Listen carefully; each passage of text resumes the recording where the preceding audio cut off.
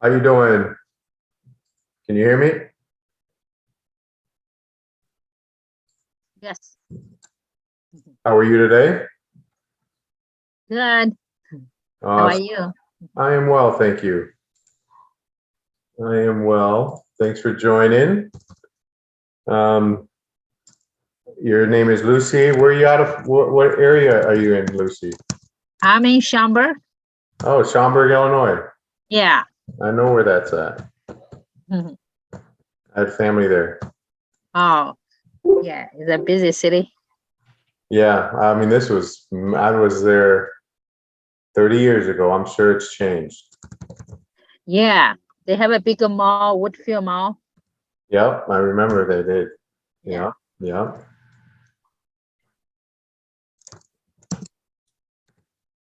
Um, I'm- let's go. Are you wholesaling now, Lucy? Yeah, I do. I do a little bit. I want to do more. I want to learn. Okay. I know the laws in Chicago or Illinois is different for wholesalers. I know they did some Oh, changes. Um, I have some client. They're looking for like a foreclosure, short sale, auction, this type's house. yeah, And I just find a way to find this kind of place for them. yeah, that's I work the foreclosures in Michigan really well. Oh, okay. That's great. Then sometimes I look, you know, some location they like, some they don't. Right. Yeah. And realtor only go to MS. They don't have a lot of deal there. Yeah.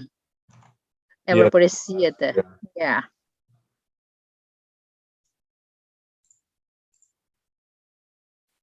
Yeah, maybe you have to meet up with somebody in your Mhm. local area Yeah. that works those areas, or go to one of the foreclosure auctions. Oh, yeah. That's what I go. I'm going tomorrow actually to the auction. Yeah. With the some they go online to some they go to the place to bid. Yep. Awesome. All right. So what I'm gonna do today. Well, first of all, thank you for joining. My name's Todd Chunn. We're going to talk about a purchase agreement. And if you want a copy of the purchase agreement that I use here, I'm going to go over it with you, explain it, and kind of show you how I get my sellers to sign the purchase agreement. It's pretty simple. Okay. If you'd like a copy of it, just leave your name, email, and cell phone number in the chat box. Okay. I put my information in there already. Hopefully you all can see it. And I'm going to pull up my purchase agreement that we're going to review today. Let me get it up here and I'll share my screen. And if you could put where you're located out of, okay? Like what state, what city. All right, here's the one I'm going to go over. Get a few more people joining us. And then if you haven't, you're in Texas, awesome. You go. Dallas. Oh, I got a lot of people in Dallas that I work with. I'm working on a team, getting a team out there. Yeah, put your cell phone and your email address in there. Okay. That'd be awesome. If everyone could do that, I'd appreciate it. I'm in my office in my house. Let me turn off this light here. I got the sun in my eyes. That's okay. Hopefully you can see me okay. See my bald head. All right, let's see. All right. All right, so let me share my screen. Share screen number 2. All right, here we go. Can you see my screen here?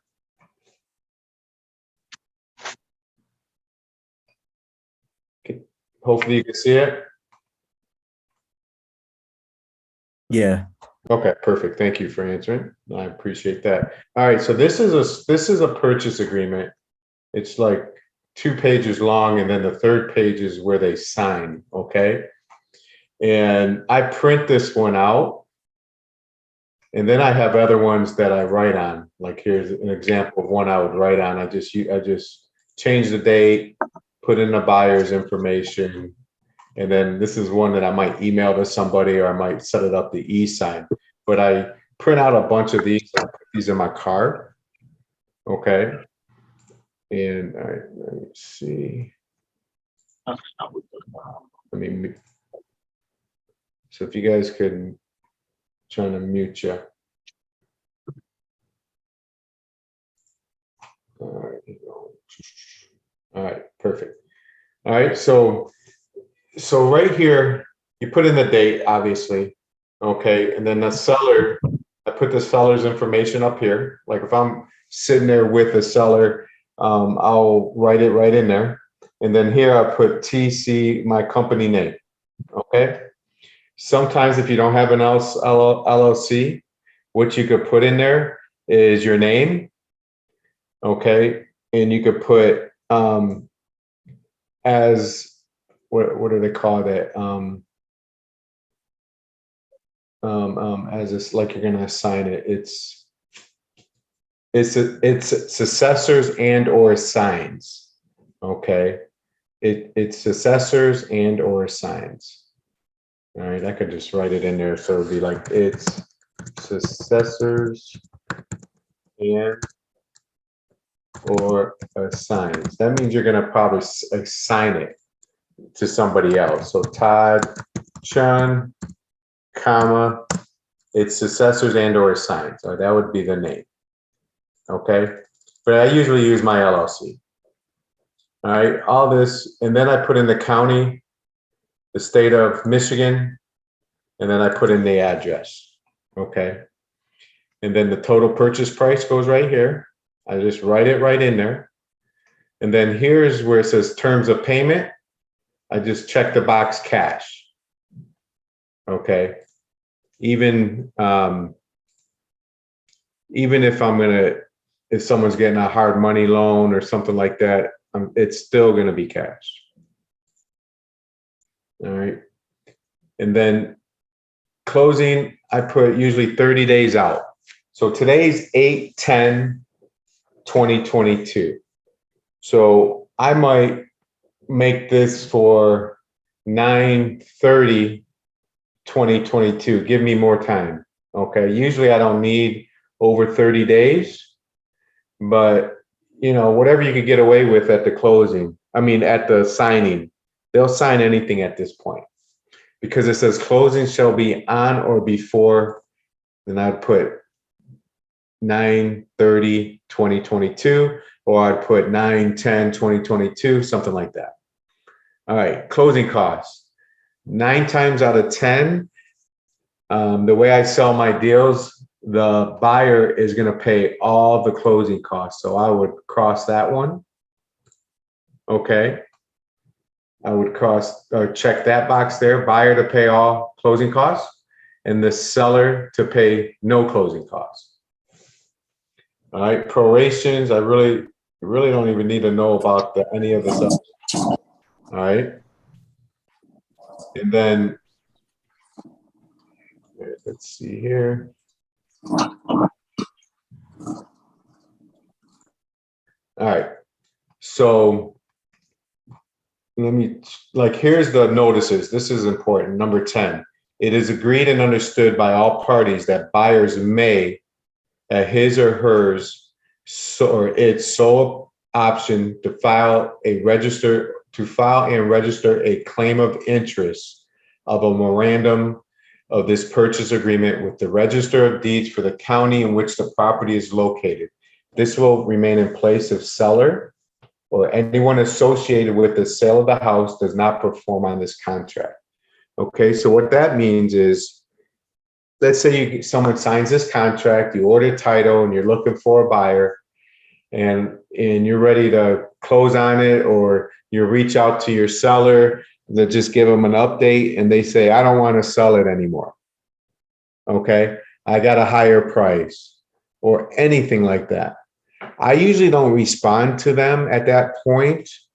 I'll talk to them and say, okay, let me talk to my partner and I'll call you back. All right. Then what I do is fill out, I get a claim of interest that I fill out, and I record it at the county. Okay. I record it at the county. So what that does then, it clouds the title. So this seller will not be able to sell this property to somebody else. They'll have to contact you because you got a lien on that property now. And you have a right to have a lien on that property because you were going to buy this property. You had a contract, and the seller went somewhere else to try to sell it. So their title company, it could be months later, it could be weeks later, it could be years later.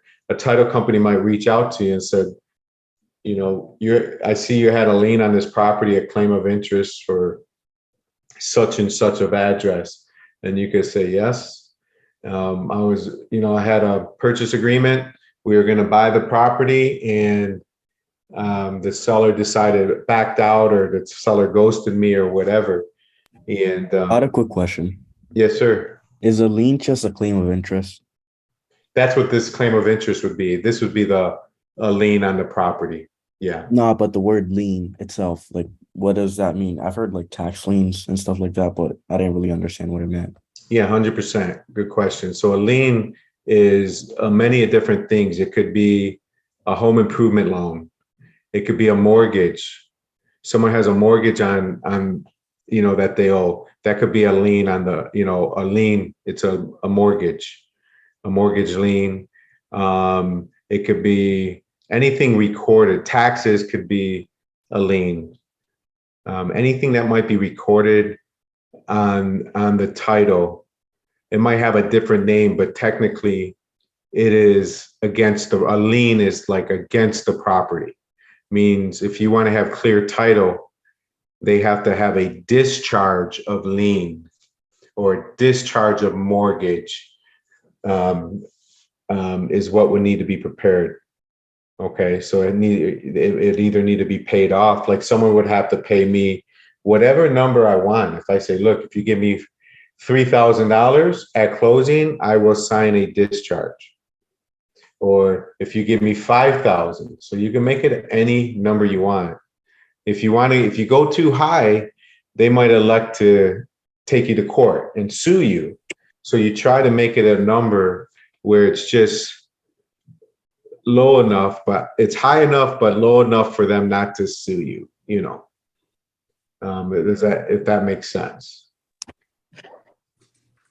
Now, a lien or a quit claim, not a quit claim deed, a claim of interest, I don't use them a lot, but I have used them, okay?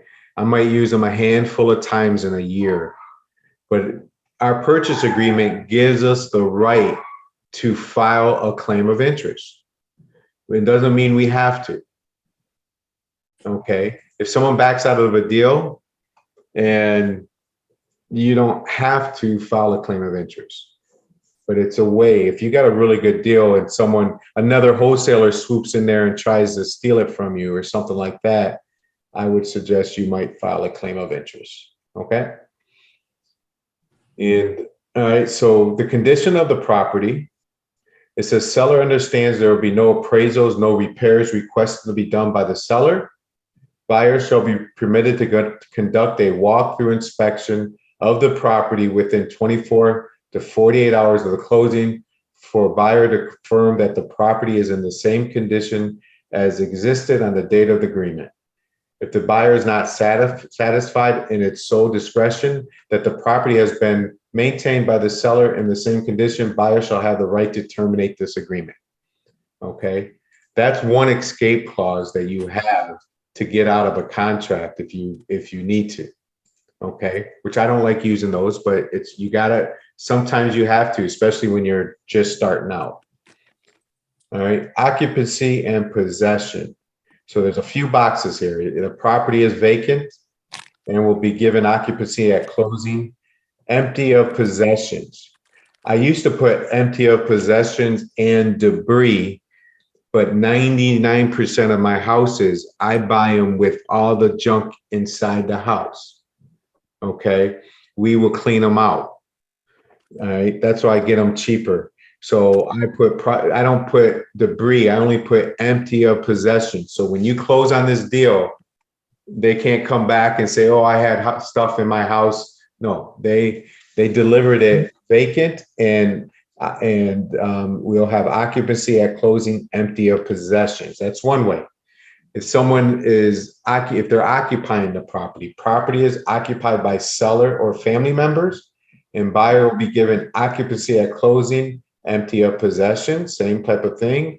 Or property is occupied by tenant, and tenant will be allowed to remain in the property for the duration of the lease agreement. Okay. So if you needed to add something to this or do one, you could just handwrite it and have them initial it. Okay. You could always do that. No problem whatsoever. If you needed some type of special terms like property is vacant, or no, property is occupied by seller or family member, and buyer would give occupancy at closing. If that's not the case, you don't mark any of those, and you'll write something in the additional terms down here that explains that you're giving them 5 days to stay in the house and things like that, whatever it might be. All right, so I'm a licensed real estate agent. So, but seller acknowledges that some members of buyer are licensed real estate agents.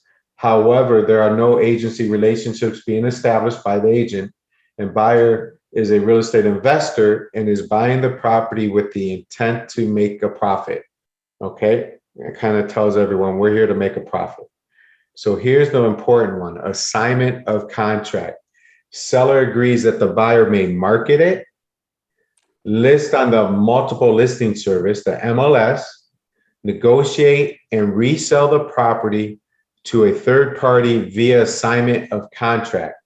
Buyer may elect to assign contract to a related entity or third party. In the event assigned, all rights, interests, suits, claims, and titles in this agreement will be assigned to the assignee, and the assigner will be released, which is me, I'm the assigner, will be released from all liability and obligations contemplated by this agreement.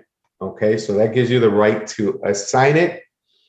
And so that's important. Inspections. So purchase is contingent on a favorable inspection. That's very, very broad.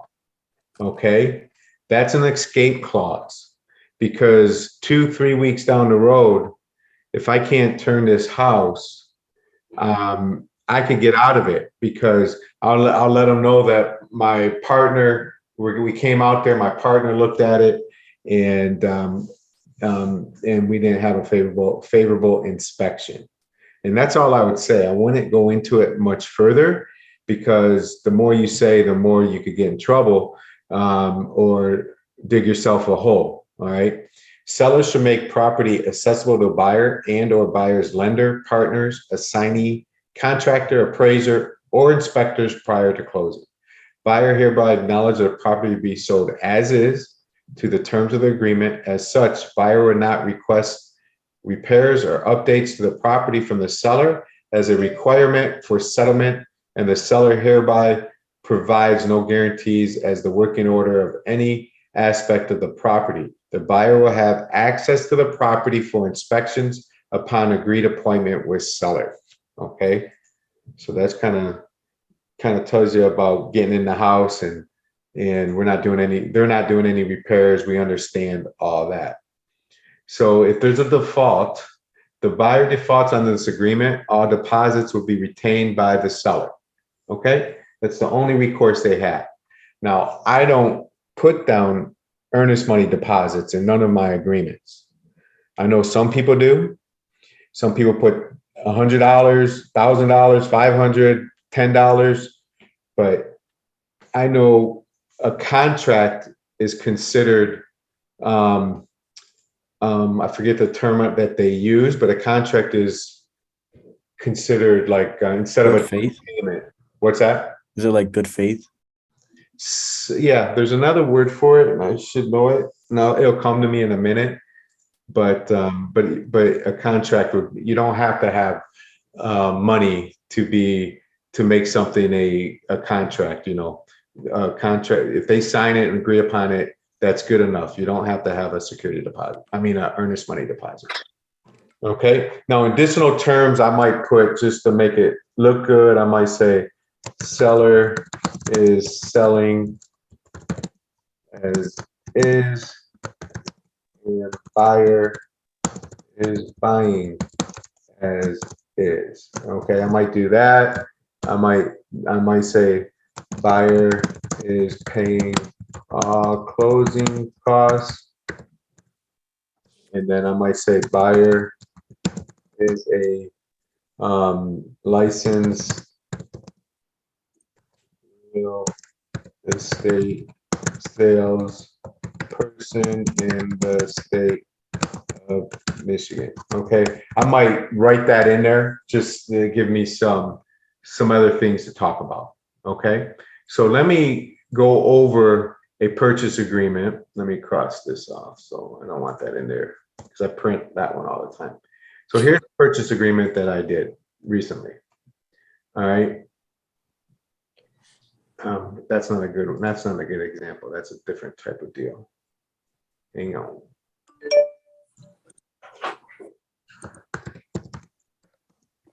So I'm talking to a seller. All right, let's go over this one. All right, so here's one. I'm talking to the seller. We agreed upon a price of $66,000. So I will have this written out. I'll be sitting in front of him and I'll say, Mr. Atkins, okay, here's the purchase agreement. I want to go over it with you real fast and show you all the important stuff. And then we both sign it. And then I'll give you the original. I'll put it on my phone and scan it in a PDF, and I'll send it to the title company right now and get the title ordered and get going. All right. So here, I know you're the seller. I'm buying it in my company, Liberty Real Estate Network, LLC. I know it's in Macomb County. I got the address up here. I'm buying it for $66,000. As you see right here, I'm paying cash.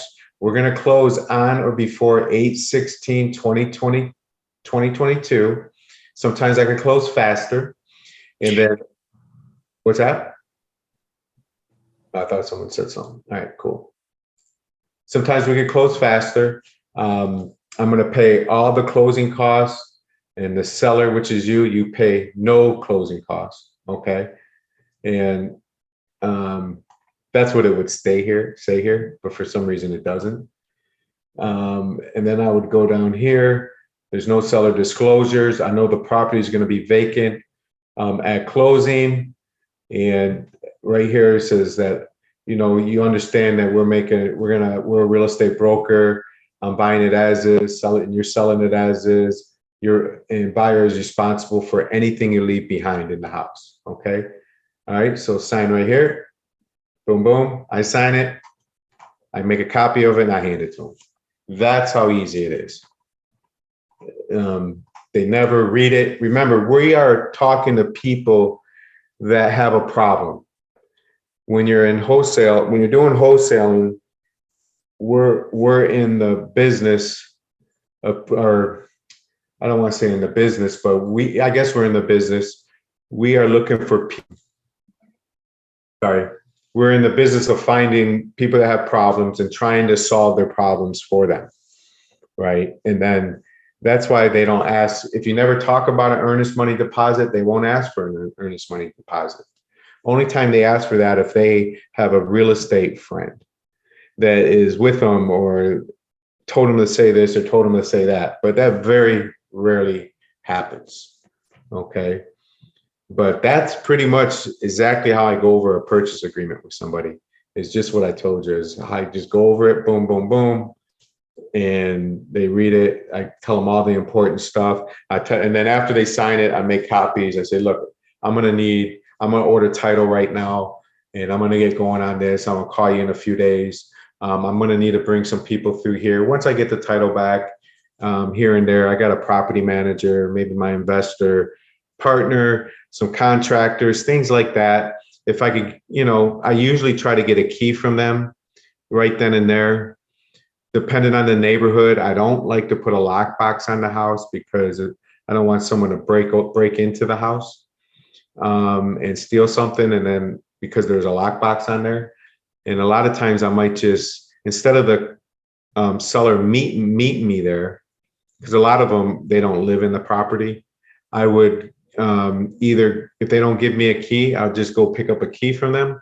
And then, because I'll tell them I'm going to be here 2 or 3 hours. Maybe I could just go grab a key from you. And then when I'm done, I'll drop it back off. All right. Because I'd rather them not be there when I bring people through the house. All right? It just makes it a lot smoother. But if they have to be there, then that's fine too. On the subject of like sourcing properties, I don't want to like ask too much of your methods. So do you use like on market strategies? Because that's what I'm trying to use at the moment. I'm not trying to spend too much money on like bandit signs and like direct mail list and stuff like that. So how would you go about in sourcing on market leads? On market leads? Yes. Well, you got to call the agents and you got to make a lot of phone calls to the agents and talk to the agents. Yeah, that's what I've been doing, but like they're like the people, even though I explained to them your house is like in need of work, they still think that they're worth more. So I'm just like trying to find out if you know of a better way of finding leads in an on market. I don't know. I'm just curious. But the on market leads that you're talking about, are you calling the homeowners or the real estate agents? I'm calling the agents and I'm telling them the comps that I use and how I ran my numbers, and the pricing, we just can't agree on them. Yeah. And some of them, a no now might be a yes later. You know what I mean? It might be on the market too soon, and it's the way when you talk to when you're talking to the agent. Let me see if I have it here, because I was just talking to someone about this a minute ago or earlier today. Let's see if I have it right up here. Yeah. So if I was calling a real estate agent, I would talk to him, tell him who I am. My name's Todd Chunn. I'm a real estate investor. I'm also an agent, but I'm more an investor. And I was calling you regarding your property here at 14567 Glendale in Macomb, Michigan. Have you received any offers yet? Okay. That's so similar to what I say to them. It's not even funny. Okay, so all right, perfect. Yes, but they were too low, or they'll say all kinds of different things. If they talk about anything about price, I say, would you mind telling me what those numbers were? I try to get it out of them. Sometimes you can, 50% of the time you can, 50% of the time you cannot.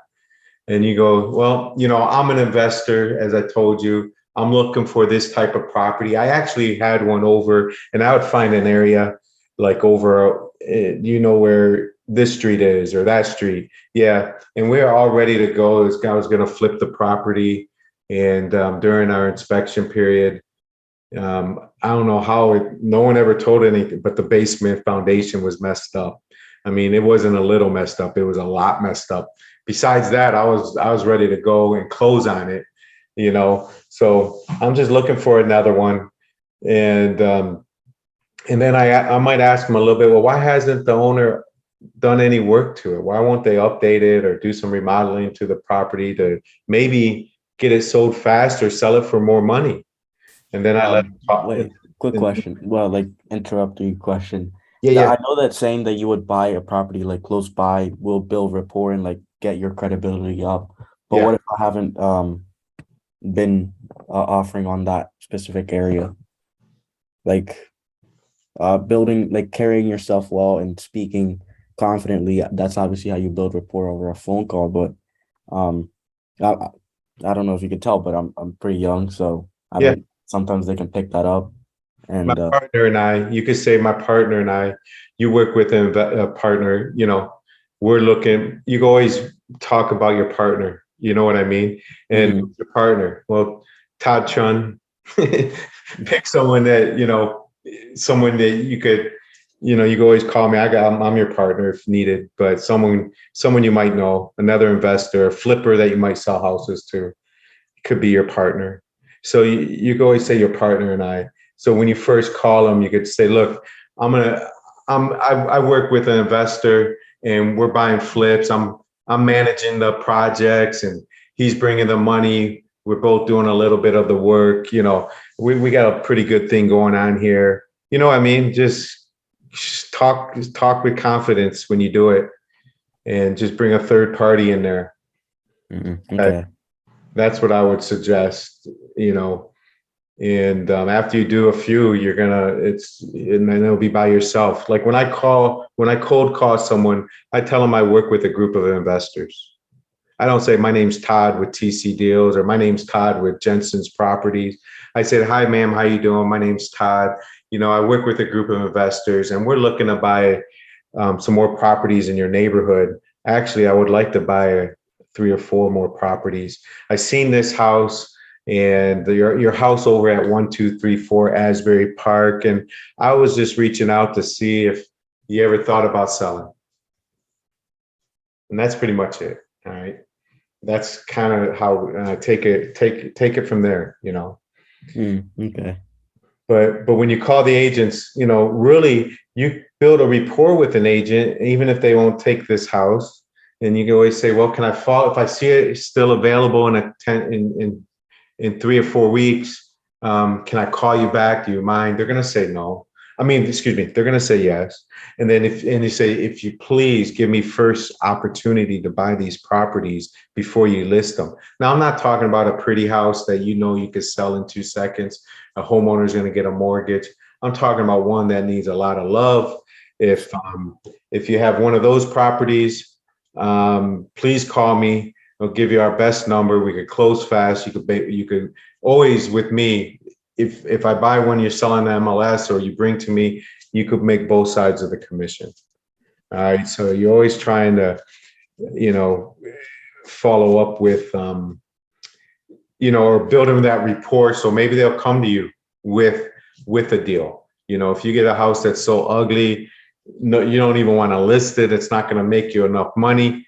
We could buy it fast with cash and take it from there. Okay. So like I asked for pocket listings basically. Yeah, pocket listing. That's really why you want to call all these agents, is you want to get on their list to get these pocket listings. It's a big business. I'm sure you heard of astro flipping. No, actually. Okay, astro flipping, they teach you how to do the agent thing, and there's a couple other ones, but it's a big business now. A lot of people are going right at the agents to get these deals off the MLS. I do it too, to be honest with you. Yeah, I mean, that's just a small percentage of my business, but I do go after those too. All right, but another way to get leads is driving for dollars, driving neighborhoods. I have an app called Deal Machine. I use it every day, and I get houses. I go right on my app, and I get there. You could tag the houses that you want to call. You could get their names. You could get the ownership information. You could send them a postcard. You could send them a postcard, and you could send them, and you could skip trace them right then and there. So that's something that I do. That's where I get a lot of my business from. Okay. But if And like, are you like specifically only wholesaling, or do you do just, or do you also do flips? I do, yeah, I do flips. I'm working on one right now, looking for another one. I just bought one on Monday. Oh, nice. And if you go to my Facebook page, I put my notes in the system there. I'll do it again. My Facebook is TC Deals Detroit, and you will see, you will be able to see my flip that I'm doing. I do at least 1 or 2 posts a week. I went through the house before we started cleaning it out. We're on day 4 of clean out, and then I'm gonna do another video on that also. All right, and again, if you would like, if you like a copy of the purchase agreement that I use, just put your information in the chat, your cell phone area, your full name, email address, please. Okay. And I'll make sure I get that out to you. All right. But next week, I'll go over my assignment agreement. Okay. And then I could give you a copy of that also for sure.